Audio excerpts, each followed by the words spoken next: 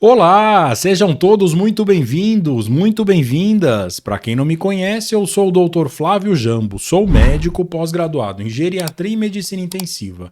E aqui nesse perfil eu te ensino como manter e recuperar a sua força muscular e vitalidade, mesmo após os 60 anos de idade. No vídeo de hoje, eu vou desvendar alguns mitos muito comuns a respeito da sarcopenia, que é a fraqueza muscular muito comum nas pessoas acima de 60 anos. Então, nesse vídeo eu vou falar 10 mitos. 10 mitos muito comuns que muitas pessoas acreditam que sejam verdade e talvez você possa até estar pensando que algum desses mitos seja verdade. Então, é importante você ficar e assistir esses 10 mitos para desmistificar alguns pontos a respeito da sarcopenia, que é a fraqueza muscular nas pessoas acima de 60 anos. Então vamos lá para o primeiro grande mito, que é a respeito da sarcopenia sendo um processo inevitável do envelhecimento. Então isso é um mito, isso não deve ser tido como alguma verdade. Então, se você acredita nisso, já a partir de hoje, você já deve tirar da cabeça que sarcopenia, fraqueza muscular, embora seja muito comum nas pessoas acima de 60 anos, ela não é uma doença inevitável. Então, algumas medidas que já podem ser implementadas mesmo durante idades mais jovens, como o hábito de atividade física e a nutrição adequada, isso faz com que a pessoa não desenvolva a sarcopenia, que é a fraqueza muscular. Então, ela, embora seja muito comum, ela não faz parte do processo inevitável. E se você já está sentindo algum sinal de sarcopenia, já deve iniciar atividade física, procurar um profissional e ter uma nutrição adequada para frear esse processo e reverter. Então, já vou dar o spoiler do próximo mito. O segundo mito: a sarcopenia só afeta pessoas muito idosas. Então, é mais um mito, parecido até com o primeiro, que embora seja muito comum pessoas muito idosas terem sarcopenia, a sarcopenia não necessariamente pode acontecer em pessoas muito idosas. Pessoas jovens também podem desenvolver quadro de sarcopenia, ou por hábitos de vida, ou por algumas situações mais agudas, como por exemplo uma fratura de perna. Então a pessoa mais jovem vai ficar um tempo acamada, então pode ser que ela perca massa muscular e perca força muscular.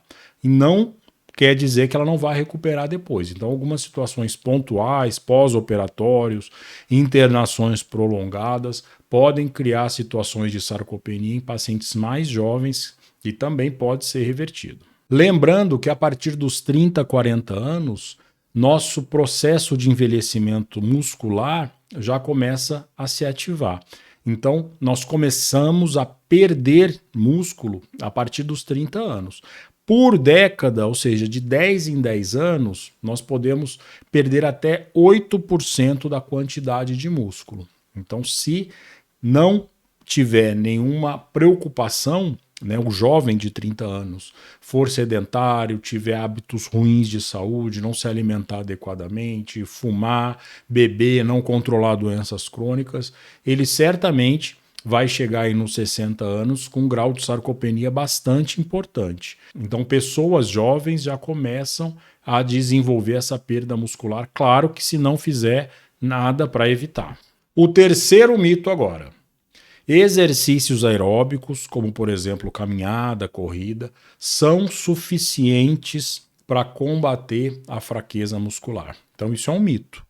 Embora exercícios do tipo caminhada, exercícios do tipo corrida, do tipo bicicleta, exercícios cardiopulmonares, exercícios que façam o coração bater mais rápido, por exemplo, eu costumo dar esse exemplo, são extremamente importantes para a sua saúde como um todo, para a fraqueza muscular, para combater a fraqueza muscular. Ele não é suficiente. Então a gente tem que ter também uma rotina de exercício físico do tipo resistido, que é a musculação, um pilates, exercícios que fazem contração muscular, que estimulam a produção e a manutenção da nossa força e dos nossos músculos. Então, se você faz aí sua meia hora de caminhada por dia, ok, deve continuar fazendo, porque é importante para vários outros pontos. Agora, para a saúde muscular, é muito importante que se associe a uma atividade do tipo resistida também. Então vamos lá agora para o quarto mito. Uma vez que você perde músculo, é impossível recuperá-lo. Então esse é o grande mito, é o maior mito de todos até, que muitas vezes imobiliza as pessoas quando já estão com sarcopenia, fazendo-as acreditar que não tem mais solução.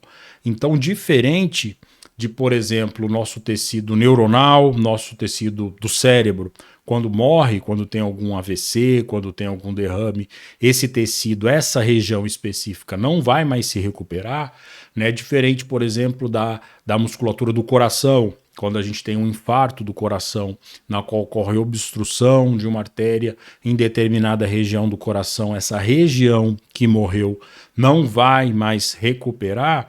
A nossa musculatura esquelética, que é o nosso músculo, nossa musculatura que tem a função da nossa mobilidade, a nossa musculatura em geral, ela tem total condição de se recuperar com o estímulo adequado, com o tijolinho, com a nutrição adequada. Então, essa musculatura é totalmente passível de ganho de hipertrofia, ganho de massa e de ganho também de força, ganho na qualidade.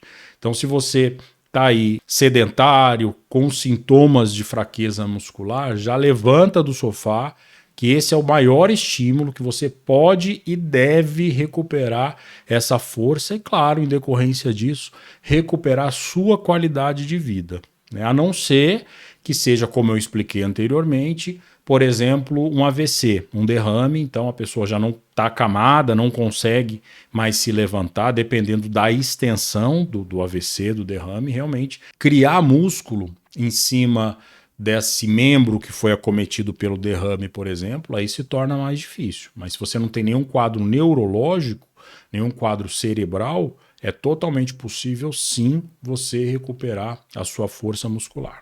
O quinto mito diz respeito à suplementação. Então a suplementação é sempre, presta atenção no sempre, ela é sempre necessária para que você tenha ganho muscular?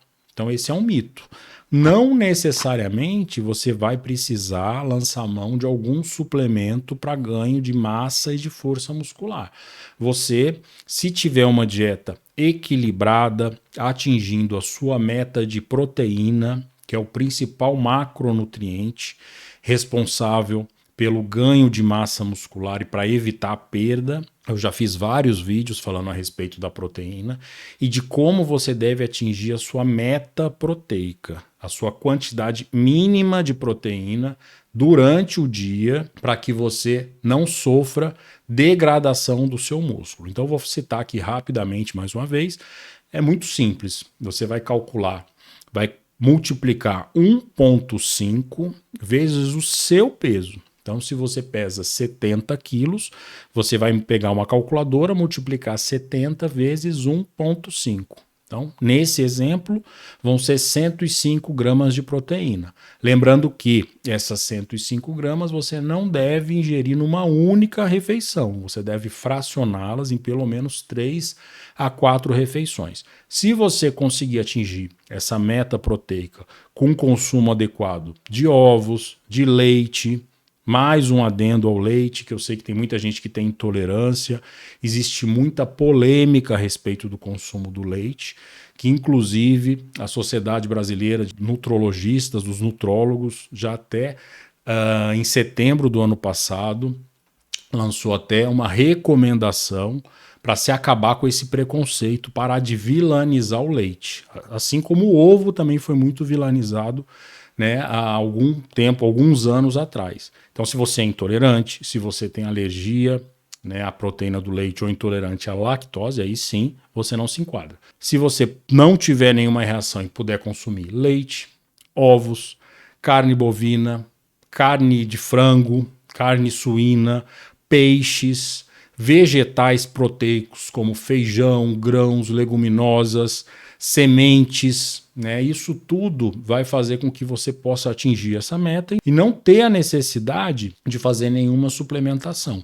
Claro que quando a gente pensa em suplementação, também existem outros micronutrientes, algumas vitaminas, alguns sais minerais, que você também pode adquirir numa dieta equilibrada. Agora, se o que infelizmente até é muito comum o idoso ter alguma anorexia, não ter um apetite, muitas vezes ter dificuldade do planejamento, ou até mesmo a dificuldade financeira de obter essa quantidade de proteína, né? Quando possível, a gente tem que suplementar. Embora a suplementação também não é barata, né? Então, infelizmente, a gente tem esse problema social também no nosso Brasil, que é a questão do acesso econômico à proteína. A proteína tem um custo mais elevado, é um macronutriente de um custo mais elevado e, infelizmente, né, embora tenha essa dificuldade, é um dos macronutrientes mais importantes para manter um envelhecimento ativo, ter qualidade de vida, né? As proteínas, além de fazer parte da nossa estrutura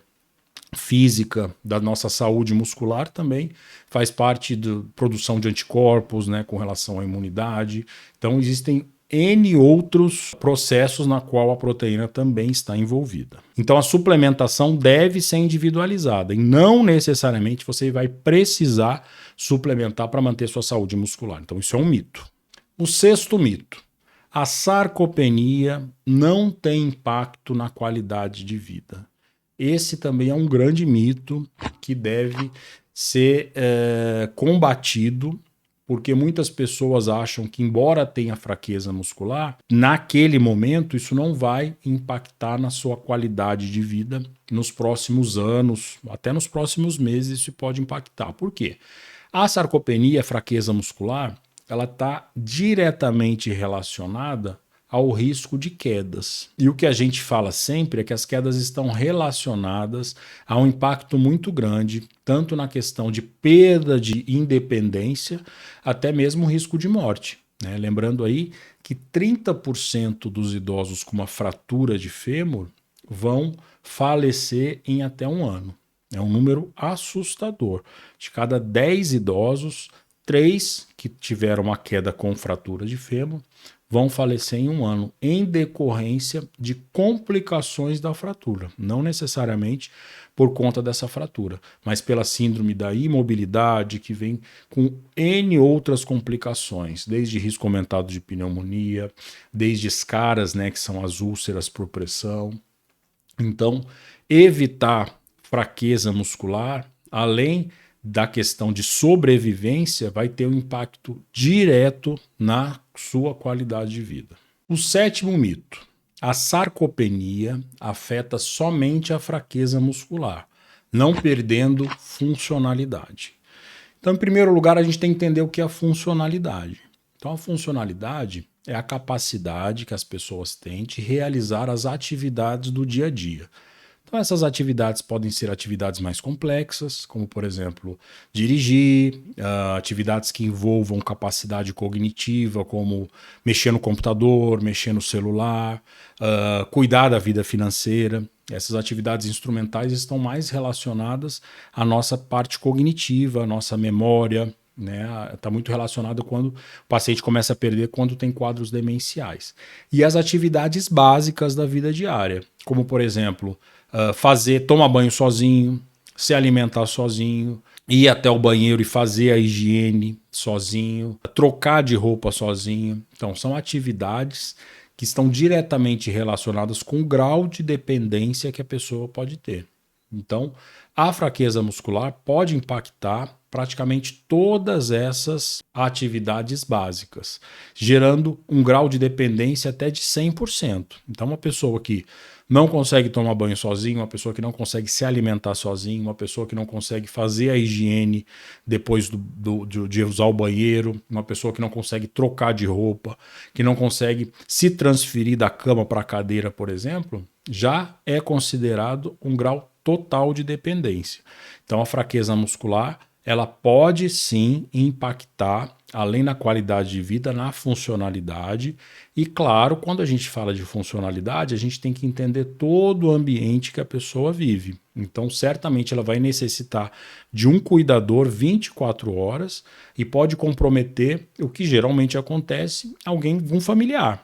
Ou é a esposa, ou é o marido, ou algum filho, ou algum neto, que vai realmente ficar o tempo inteiro para atender essas necessidades básicas, que estão muitas vezes relacionadas à sarcopenia, que na maioria das vezes elas podem ser evitadas. O 8º mito: comer mais calorias ajuda a combater a sarcopenia.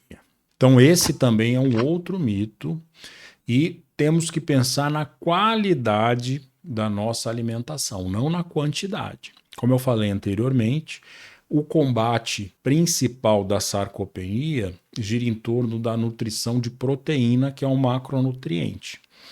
Fazendo um resumo rápido, os principais macronutrientes: proteína, carboidrato, que são os açúcares, e as gorduras. Então, se você fizer uma ingesta pobre em proteína e muito calórica em termos de carboidrato e gorduras, por exemplo, você não vai conseguir ter os tijolinhos para fazer a manutenção da sua força muscular. Então você vai começar a degradar esse músculo e esse carboidrato vai ser armazenado na forma de gordura. Então o que a gente vê com muita frequência, que a gente tem um nome isso, a gente chama de obesidade sarcopênica. É a pessoa obesa com pouquíssima massa muscular e, em decorrência disso, pouquíssima força muscular. Então, se para movimentar uma quantidade de peso pequena, por exemplo, uma pessoa mais magra já tem uma dificuldade, para carregar um peso muito maior, com muito mais gordura, essa musculatura vai fazer muito mais força, essa musculatura que já está comprometida. Então, e muitas vezes, como existe muita gordura, não é aquele padrão que a gente entende do idoso mais fraco, da pessoa mais fraca, magrinha, fragilizada. Geralmente é uma pessoa mais obesa que tem essa sarcopenia e muitas vezes está escondido embaixo de tecido adiposo, embaixo de gordura. Então a qualidade da alimentação conta sim, e conta bastante para que nós tenhamos o nosso objetivo de manter, de preservar nossa força muscular. Outro mito é que somente as mulheres sofrem de sarcopenia, mas não. Embora, até por questões hormonais, os homens tenham mais facilidade na fase mais jovem, na fase de adulto jovem, ter acumulado mais músculo, ele pode ter uma diminuição, uma perda mais tardia. Mas também acontece a sarcopenia, fraqueza muscular, também em homens. Em mulheres, muitas vezes, ela fica mais evidente, por conta de já não ter criado uma reserva muscular suficiente. Muitas vezes associada também à obesidade, associado ao acúmulo de gordura, principalmente gordura abdominal, diminuindo a quantidade de músculo, principalmente nas extremidades, nos braços e nas pernas, que é o grupo muscular que mais está envolvido na nossa manutenção da qualidade de vida e da nossa mobilidade. E para fechar, é um mito que eu vejo diariamente no meu consultório. É uma pergunta que eu ouço diariamente. Remédios podem substituir nutrição adequada e exercício físico no combate à sarcopenia? Então essa de longe é a principal pergunta. É o paciente querendo um remédio para evitar, querendo uma medicação para evitar essas duas medidas, que é a atividade física associada à nutrição adequada. E a minha resposta é sempre a mesma. Eu sempre falo que o meu grande sonho seria uma pílula da juventude, Então é um remedinho, por exemplo, que a pessoa ia tomar, ia voltar a ter mobilidade, ia voltar a ter massa muscular, ia voltar a ter qualidade de vida, Ia voltar muitas vezes até a melhorar a parte cognitiva e a parte de humor, Porque uma pessoa que já está muito fragilizada por uma sarcopenia, ela já está muitas vezes com um quadro depressivo, já está num quadro de isolamento social. Então, esse remedinho seria milagroso, seria meu maior sonho, De preferência até uma injeção, por exemplo, uma dose única, dar uma injeção e pronto. Mas, infelizmente, não existe ainda essa medicação.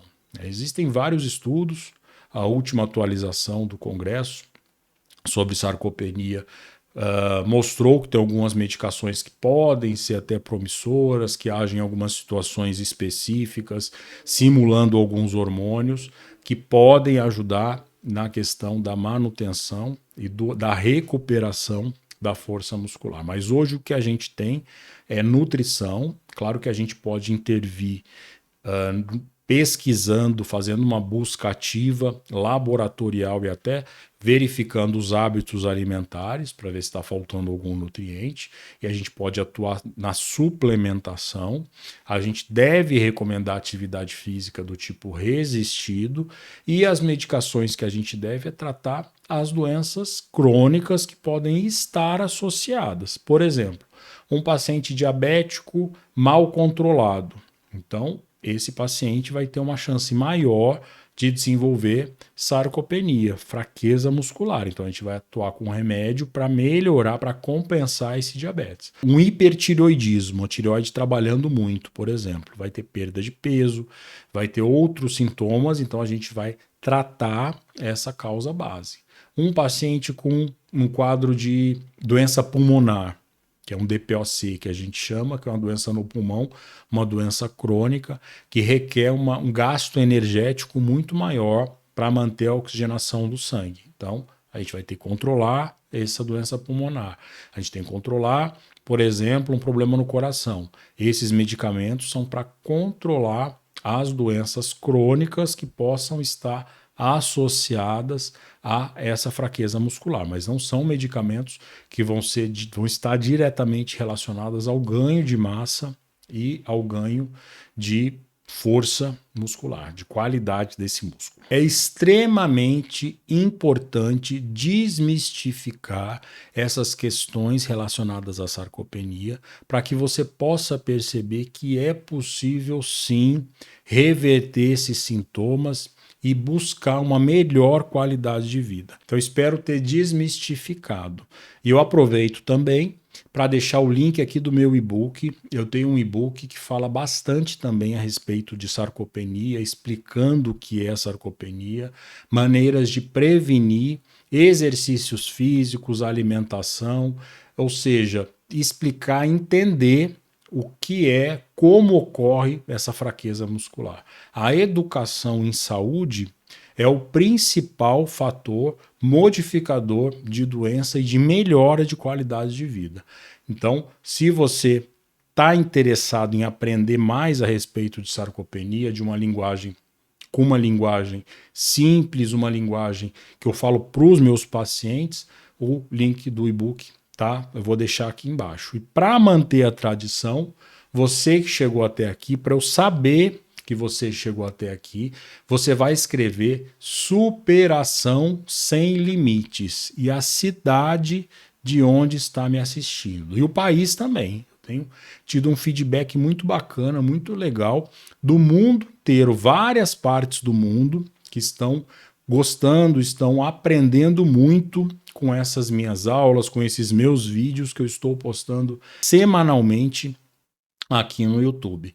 Então, se você não é inscrito, já aproveita e se inscreve e já ativa o sininho da notificação. Por quê? Porque assim que eu liberar o vídeo, você vai ter em primeira mão já o aviso de que esse vídeo está no ar, para que você não perca nenhum conteúdo do que eu estou colocando aqui semanalmente no YouTube, tá bom? Muito obrigado por chegarem até aqui. Espero que vocês aprendam cada vez mais e pratiquem esses ensinamentos para que mantenham o maior tempo possível e mantenham o máximo a sua qualidade de vida e a sua saúde muscular. Muito obrigado, fiquem com Deus e até o próximo vídeo.